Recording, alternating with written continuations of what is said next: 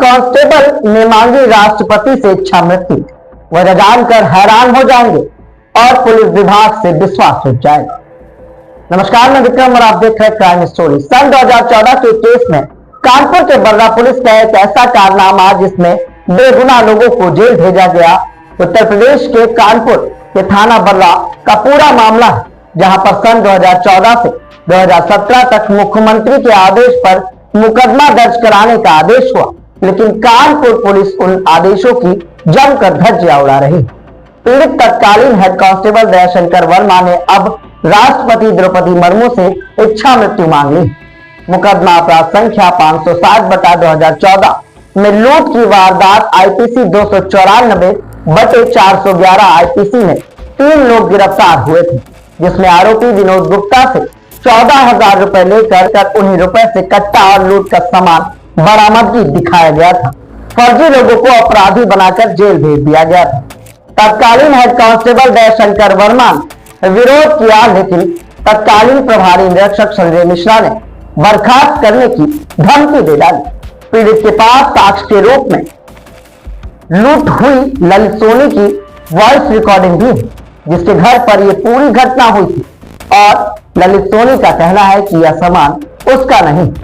इस मामले को लेकर हेड कांस्टेबल दयाशंकर वर्मा ने डीजीपी प्रशांत कुमार के कार्यालय पर 6 सितंबर 2024 को 9454401673 पर फोन किया, तो पीड़ित को उन्होंने कहा कि आईजी आशुतोष पांडे के खिलाफ मुकदमा कैसे लिखा सकते हैं और पीड़ित को धमकाया और कहा कि काट मोबाइल, काट काट काट।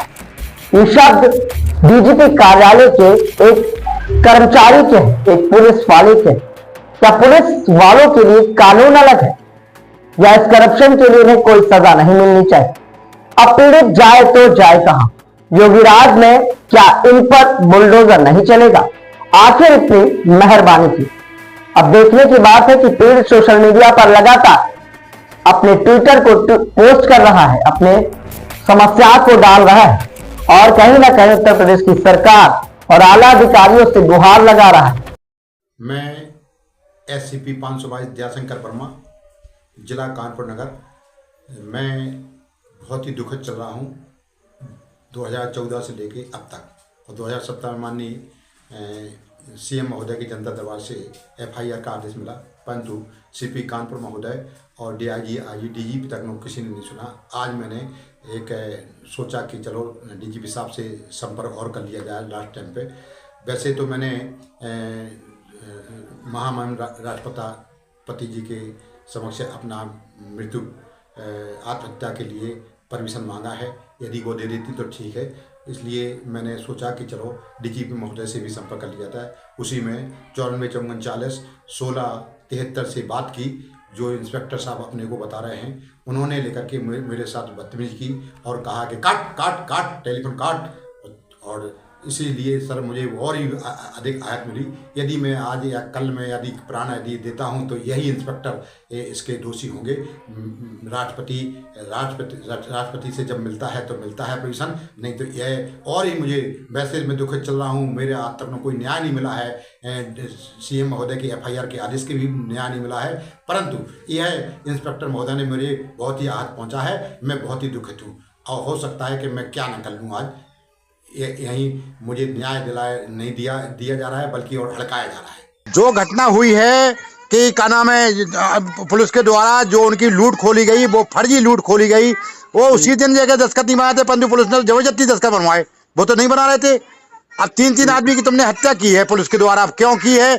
तो हम तो ये कह रहे हैं कि उनका माल यदि बरामद हो जाता तो वो तुरंत बयान के लिए तैयार थे, परंतु इसलिए उन्होंने एफिडेविट दिया है कि क्या नाम हमारे जो माल ही नहीं है। माल भाई माल मिला नहीं, वही मैं कह रहा हूँ। जब माल मेरा है नहीं तो हम कैसे ले लें उसको? वही मैं कह रहा हूँ। तो उनसे ACP जो है, इनसे आरोपी गणों से, जो संजय मिश्रा, वीरेंद्र प्रताप सिंह, इन लोगों से पैसा ले चुके 20 लाख रुपए। अब वो जो सोचते हैं कि हम किसी तरह से इनको पुलिस को बचा ले जाए, हमने के जीवन में नहीं बचा पाओगे। हमने के ललित जो है कोई वैसा आदमी नहीं है, व्यापारी आदमी है। कुछ नहीं होगा, कहीं तो भैया है हमारा माल गया, हमको माल नहीं दिला रहे, अब दिलाओ, माल तो दिलाओ कम से कम मेरा।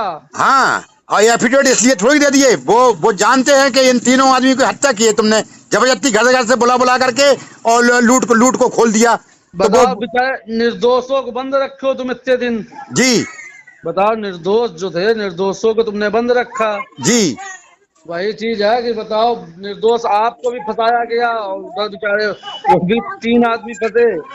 वही मैं कह रहा हूँ और भैया। हम भी चूतियों के तरीके टहल रहे हैं, हाँ इधर भाई, धक्का खा रहे हैं, उधर धक्का खा रहे हैं, साला कुछ नहीं। आज तक कभी कुछ हुआ ही नहीं। वही मैं कह रहा हूँ कि हम जा कह रहे तुम लेकर के सच्चाई खोल देते। ललित सोनी कबो नहीं एफिडेविट देता, जो न्यायालय में एफिडेविट दिया, 2 एफिडेविट दिए उन्होंने, तो हमने कहा उनसे, हमने 2 एफिडेविट दिए हैं। अगर तुम कोई मानने नहीं चाहते हो, ये पुलिस के आईपीएस अधिकारी और ये पीसीसी अधिकारी जो है बेस्ट पे तुम तैयार ही हो हैं, और उन लोगों को मार मार के पानी पिला पिला करके तुमने मारा पीटा और जबरदस्ती जेल भेज दिया, तो वो आदमी को उनके उनके बाल बच्चे बर्बाद भय नहीं भाई। और क्या। गुप्ता उप्ता वगैरह ये लूट डालते हैं, जो लूट को दिखा दिया कि लूट उनको मनोज गुप्ता ने लूट की है। बताओ, इतने सीधे साधे बेचारे थे वो तीनों। भाई मैं कह रहा हूं भैया सोनी जी, अब तुम जो है जबरदस्ती चाहो कि नहीं, तुम लेकर के नक्शेबाजी में पुलिस की रोक में और लेकर के फर्जी बयान करवाना चाहो, तो हमने कभी नहीं करेगा वो। हमने कहा उनसे, आलोक सिंह से, और हमने कि तुम जो जांच कर रहे हो फर्जी जांच कर रहे हो। ले गए फिर लेकर के क्या करें, हमने कि तुम चाहे जब आधी रात के बुलवा लो। ललित ललित ऐसा आदमी, व्यापारी आदमी, झूठ कभी बोल नहीं सकता अपने वो बाल बच्चों की कॉल से कह सकता है कि तुम लोगों ने फर्जी तुमने लूट खोली है। हमने एक एक बात को उनको जानकारी है। हमने कही ना तो मनोज दोषी है, ना नीतू नाइस दोषी है, ना मोनू सिंह दोषी है, आप लोगों ने क्यों फर्जी खोल दी है। आज ये आशुतोष पांडे के चक्कर में पूरी लूट को जो है खोल दिया तुम लोगों ने।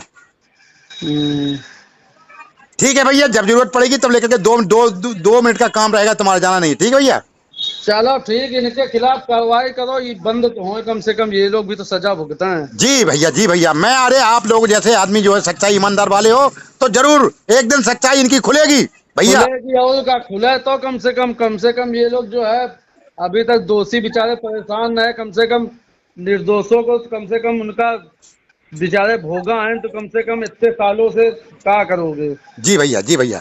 और तुम्हारा भी देखो क्या क्या हो गया, सब वाइफ भी खत्म हो गई, उधर पूरी गृहस्थी बेकार हो गई यार।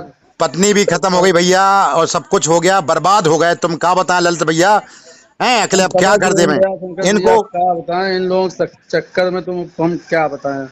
चलो भैया, भैया आपका आशीर्वाद है, आपके बाल बच्चों का आशीर्वाद है, हम बिल्कुल चिंता नहीं करो, जब तक नो हम आप चलो, लोगों का आशीर्वाद रहेगा। 31 तारीख को रिटायर हो जाओगे ना तुम। हाँ हाँ, मैं आऊंगा, घर आऊंगा, वहीं आऊंगा, दुकान पे आऊंगा भैया।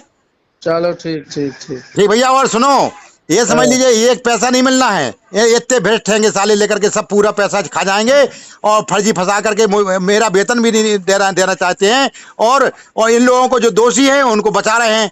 आप समझ लीजिए आज ही साहब का पूरा दोष है, जबरदस्ती 24 घंटे के अंदर लूट खोलने के लिए आदेश किया है। इन लोगों ने संजय मिश्रा, वीरेंद्र प्रताप सिंह, शीतला प्रसाद, प्रमोद कुमार सिंह ने 3 आदमी को घर घर से पकड़ करके, मेरे टेलीफोन से बस थोड़ी सी बात होने के पे, और जब ये टेलीफोन से हमने उनसे वीरेंद्र प्रताप सिंह से बात की कि लूट का सामान फलाना जाए खरीदा जाए, कट्टा फाई जाए खरीदा जाए, उसमें कोई कार्रवाई नहीं कर रहा है। आप बताइए आप। हाँ, अब वही चीज होगी, बता तो रहे हैं ना कि सब फर्जी काम किया है और फोन तुम्हारा इस्तेमाल किया है। भाई मैं कह रहा हूँ इन लोगों को, अब ये ऊंचे ऊंचे पदों पे थे, हम छोटे हेड कांस्टेबल थे, और इन लोगों ने लेकर के जबरदस्ती फंसा दिया हमको। फोन तुम्हारा इस्तेमाल करें, फंसाएं दूसरों को, बता तो रहे हैं। जी भैया, वो ठीक है दबाव बताएं, मेरा उधर कमेटी का दबाव पड़ गया था ना। जी जी जी भैया, मेरी कमेटी में दबाव पड़ा, इधर सचान जी गए, जी और मेरे कमेटी वाले अध्यक्ष ये तुम्हारे जो है ये बरसातों में रहते केडी वर्मा। जी जी केडी वर्मा ज्वेलर्स के उसके वो है, और तुम्हारा ये गोविंद नगर में है, क्या जी। कहते हैं वो इस समय शुभम ज्वेलर्स वाले होगा, कर रही वाले। हाँ हाँ हाँ हाँ इन लोगों का दबाव थाने में पड़ा था, हाँ, तो मजबूरी बस वही खुलासा, वही मतलब फर्जी खुलासा कर दी ने। वही मैं कह रहा हूँ भैया। अब सोचें कि कुछ होना नहीं है, हाँ। वो हो गया लंबा। जी भैया, और उसमें तुमको भी बता रहे, सब देखने हैं। चलो भैया, आपके बच्चों का आशीर्वाद है। हमारा तो यार कम से कम 5-6-7 लाख रुपए टूपा हुआ, तब से साला अभी तक भरी तो रहे हैं, हो नहीं पा रहा साला। चलो क्या चलो बताएं? चलो भैया, ठीक है भैया, अच्छा नमस्कार भैया। ठीक भैया, ललित भैया। हेलो। हाँ, जय हिंद सर। जय हिंद। मैं सर दयाशंकर वर्मा बोल रहा हूँ सर, जिला कानपुर नगर से सर। सर डीजीपी साहब से मैं सर पेश होकर के अपनी समस्या बताना चाहता हूं, क्योंकि क्या समस्या बताइए। एफआईआर सर दर्ज के लिए सर मुझे कई सालें हो रही हैं सर, और एफआईआर दर्ज नहीं हो रही, जबकि माननीय मुख्यमंत्री महोदय के जनता दरबार से मुझे एफआईआर का आदेश मिल चुका है। और किस जिले का मामला है? जिला कानपुर नगर का है सर। तो आप सीपी साहब से मिले वहाँ? जी सर, मैं एक बार नहीं सर, कम से कम शायद है कि 200-250 बार मिल चुका हूँ सर। तो आपको कोई सलाह देने वाला नहीं मिला? मैं वैसे कह रहा हूँ कि आप 156(3) में न्यायालय के शरण में क्यों नहीं गए? आप क्यों चाहते हैं कि पुलिस ही एफआईआर दर्ज करे आपकी? सर मैं ये